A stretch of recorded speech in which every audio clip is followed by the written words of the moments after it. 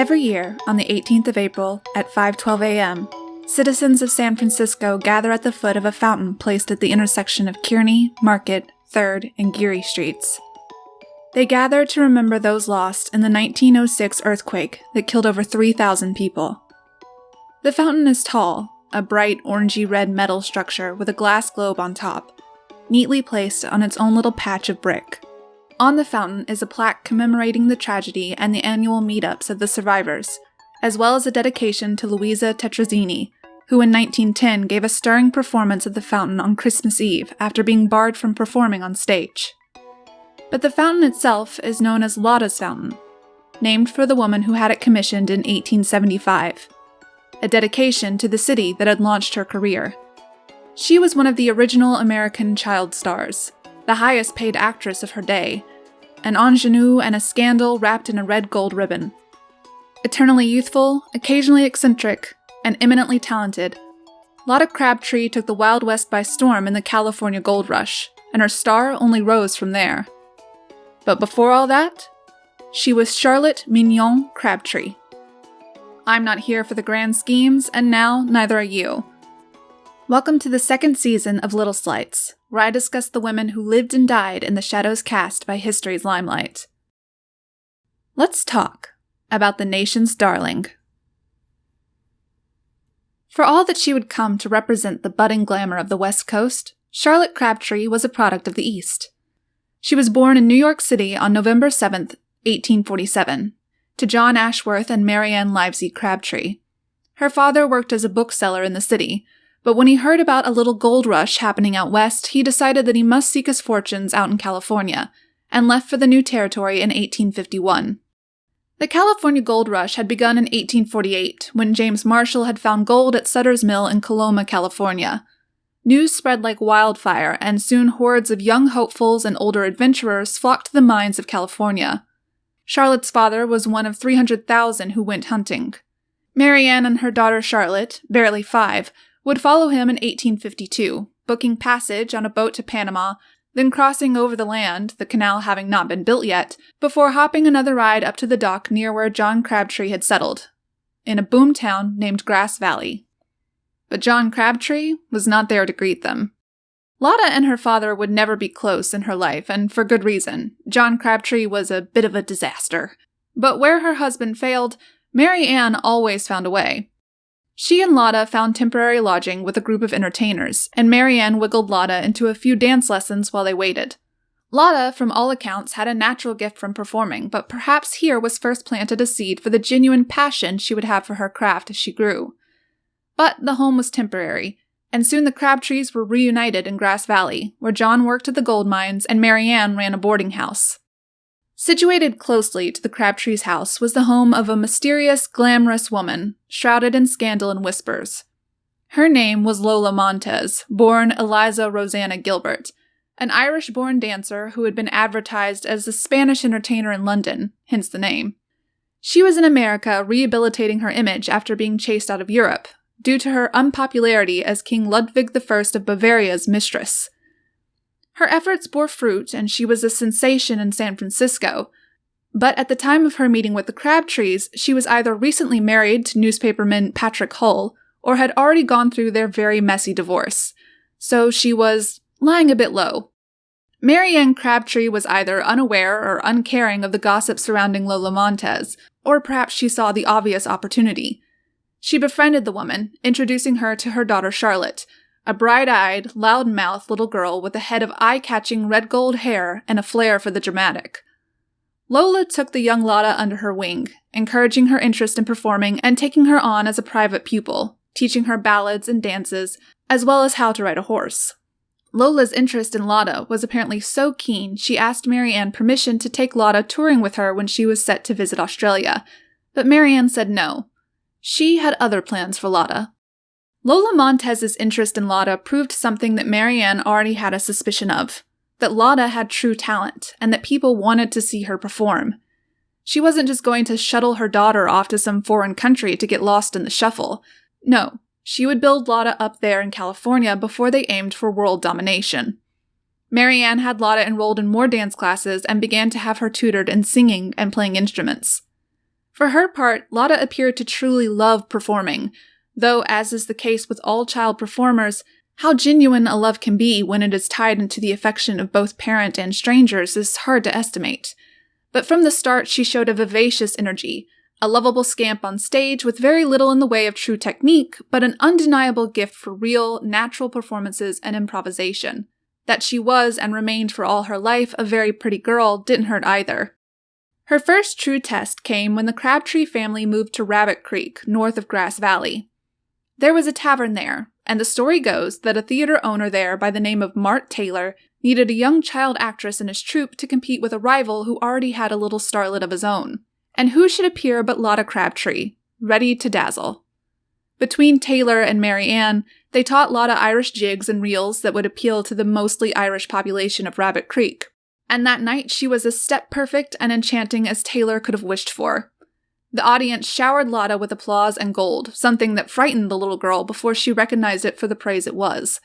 Meanwhile, her mother swept the floor, making sure to grab up every spare nugget, peso, and dollar there was. That first performance was soon repeated in mining camps all over California. Lotta would emerge on stage or in taverns, Mart Taylor accompanying her on his guitar while her mother played a triangle, and Lotta would dazzle with a reel or stagger with a ballad. The profits would come raining, and Mary Ann would collect the gold. Soon, Lotta and her mother would extend her reach to Nevada, which was experiencing its own boom in the form of the Silver Rush. Lotta was a hit with the mining crowd, but now it was time to get her bona fides. That meant real stages, and that meant the Crabtrees, more specifically Mary Ann and Lotta, and by this point her little brothers, had to head to the city. They moved to San Francisco in 1856. There, Lotta caught the eye of Rowena Granice Steele, author, journalist, and performer. Steele invited Lotta to join her theater, the Gaiety's Temple of Mirth and Song, which she had just established that year. Lotta was an instant sensation both on the San Francisco scene and in the touring circuit she still frequented, and in 3 years had surpassed being just little Charlotte Crabtree and had become Miss Lotta, the San Francisco favorite. Interestingly, it's said that as a young teen, Lotta would occasionally suffer stage fright before she had to go up on stage, although she was as surefoot and clever as ever once she appeared. The stage was likely a different environment than the taverns and saloons she had performed in before, and might have made her uncomfortable, but for its drawbacks, it had its perks. Lotta was frequently typecast as the scamp, the rogue, or the innocent ingenue, but it was in San Francisco that she got to try her hand at dramas for the first time beyond the sentimental ballads she had played to audiences before. Lotta crafted a unique, personal relationship with her audiences, whether quietly strumming her banjo or leaping about, and she gained a dedicated following in San Francisco. As seems to be the case with every child actress comes the management masquerading as a parental unit. Mary Ann Crabtree was the prototypical momager, in charge of Lotta's appearances, her schedule, and most importantly, her finances. And as time passed, there was a lot of finance to be managed.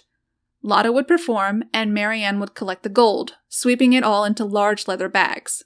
When the gold and dollars grew too heavy and numerous for the bags, she switched to steamer trunks. And when the gold and dollars grew too much for those, Mary Ann began investing in real estate in California in Lotta's name.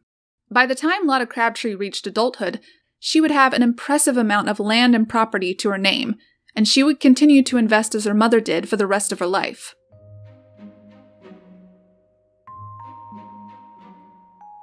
By early 1863, Lotta Crabtree was 16, and much too big for California. Lotta had always been impish, funny, and clever, if borderline impetuous, but her true personality was beginning to emerge and settle. It was at that age that Lotta would develop her fondness for fancy cigars and dresses that were just a bit too short for society. It was also at this age that Lotta chose to leave the West Coast and travel to New York City, to conquer Broadway and beyond. There her star began to truly rise nationally with her performances in plays such as Uncle Tom's Cabin and an adaptation of Charles Dickens' The Old Curiosity Shop made just for her by John Brougham called Little Nell and the Marchioness.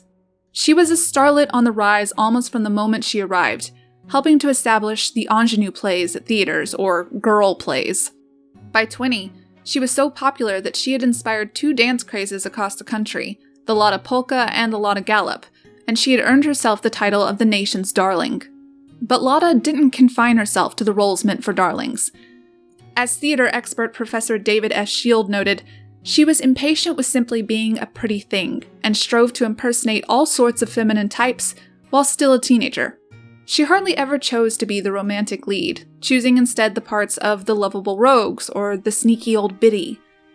Lotta loved to be the comedian of a show. She also chased after trouser roles or male characters meant to be played by women, and she had a fondness for playing with a variety of voices and gestures and makeup, anything to switch it up. Lotta had a gift for impersonation that, according to Dr. Shield, would not be seen again in America until silent film star Lon Chaney entered the scene 40 years after her peak. Young Lotta Crabtree never settled. Not in a type, and not at a permanent residence either. Lotta and Marianne had settled into a Fifth Avenue apartment in New York City, but they toured extensively, and Lotta loved being on the road. In 1875, Lotta formed her own company to travel with her, and they toured the nation to roaring success.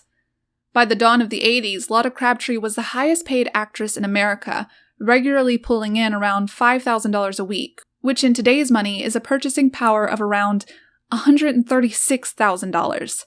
Lotta funded her company, supported local charities on the East Coast, and bought a lot of horses, which she loved to put funny hats on when they rode in the streets. In the early 1880s, Lotta finally took herself and her family abroad, traveling to Europe to tour there. Her response in Britain was quite different from what she received in America. In her homeland, Lotta was authentic and funny, but overseas, her mannerisms seemed maybe a bit too garish and bawdy. British audiences even hissed at one of her performances of Musette, which is one of her stronger plays. Lotta trucked on, though, playing in a number of dramas. In the meantime, she toured museums, learned French, and took up painting, a hobby she would continue working at for the rest of her life. And however cold England might have been to her, San Francisco more than made up for it when they welcomed her home at the end of the tour, where she reprised her role in Little Nell and the Marchioness. But at that time, she had mostly settled on the East Coast with her mother, who in 1885 had a house built at the resort bubbling up around Lake Hopatcong in New Jersey, an 18-bedroom mansion named Atoll Tryst. Atoll, for the record, is just Lotta spelled backwards. There, Lotta settled into her version of a high society life, hosting parties and buying more and more horses, smoking cigars and wearing pants that scandalized the upper-class ladies, and painting whenever she had the time. Lotta was now in her late 30s, approaching 40. She continued to seek roles that would allow her to show many faces, sometimes all at the same time, like her role in The Little Detective, where she played a crone, a child, and a man all in one go. But, forever a trickster at heart, she more and more returned to the roles of her youth, going back to frolicking as the innocent teenage sweetheart on stage. It still worked for her. There was a strange childlike innocence that would always be her style, according to biographer David Dempsey. A sort of beauty that came from within, all that joie de vivre bursting out from her tiny body to dazzle all who witnessed her. That all came to an abrupt end in May of 1889. While performing in Wilmington, Delaware, Lotta suffered a nasty fall on stage that would put her out of commission for nearly 2 years. She was 42 at the time of her injury. She recuperated in New Jersey and attempted a comeback in 1841, but retired soon after, at age 45. No farewell tour, no fond goodbyes. Lotta Crabtree was out of the game, rich, successful, and beloved. What did the life of the richest actress in America look like in retirement? Of note about Lotta is that, though rumors abounded, she never married, nor had any particularly strong romantic attachments. Some thought this was because of her mother Marianne not wanting any man to distract Lotta from her career. Perhaps Lotta herself found her schedule too consuming, or perhaps she had no interest in marriage at all. The closest example she had was her parents, and although it had produced herself and her brothers, whom Lotta adored, the Crabtree union was no storybook fairy tale. John Crabtree was rumored to have become an alcoholic, and Lotta certainly kept him at a distance. Regardless, Lotta seemed content with her mother, brothers, and horses. Mary Ann Crabtree died in 1905, however, leaving Lotta bereft of her lifelong companion and manager. Lotta left Lake Hopatcong, their perennial residence, permanently, and began traveling more, making her way to Paris to study painting in 1912. At home, she gave generously to local charities, investing in real estate and horses. Lotta Crabtree's last appearance was in 1915 in San Francisco. for what else but Lotta Crabtree Day at the Panama Pacific Exposition. Perhaps while there, she visited that fountain she had placed at the busy intersection. It had not yet become the designated meeting spot for survivors of the 1906 earthquake, and would not for 4 more years. But her little fountain had already seen its share of history, just like her. Lotta greeted the city that loved her, and they greeted her as well. And then Star and City separated for good. Lotta went back east, buying up property near Quincy, Massachusetts, where her horses and her sickly younger brother Ashworth could thrive, as well as a hotel in Boston where she lived alone. Stories said you could see Miss Lotta out on the shore sometimes, cigar puffing away as she painted the sea. Lotta Crabtree died at the age of 76 on September 25, 1924 in Boston from unknown causes. The New York Times mourned the loss of the nation's eternal child and its former belle of Broadway. She was, presumably, survived by her brothers, who interred her next to her mother in Woodlawn Cemetery in Bronx, New York. Lotta left a trust of $4 million to be given to aging actors, veterans, and animals in need that is still active today, as well as a fund for released convicts that still gives annual grants in Massachusetts. It's hard to conceive of the level of fame and popularity Lotta Crabtree reached in an age with no phones, no TVs, not even radios, just positive word of mouth and sheer magnetism. She was, in every sense, the nation's darling, welcomed at every city no matter how threadbare her plays were, because the people loved and wanted to see her. And she loved and wanted to perform for them. Lotta was a multifaceted woman, serious, sympathetic, funny, with no shortage of eccentricities for a lady in her time. And that realness came through in her varied and myriad performances. At turns coquettish, mischievous, comedic, and heart-wrenching, Lotta Crabtree had a true passion for the stage that reached into the hearts of her audiences and begged them to come along with her, no matter what the ride was. And they went eagerly.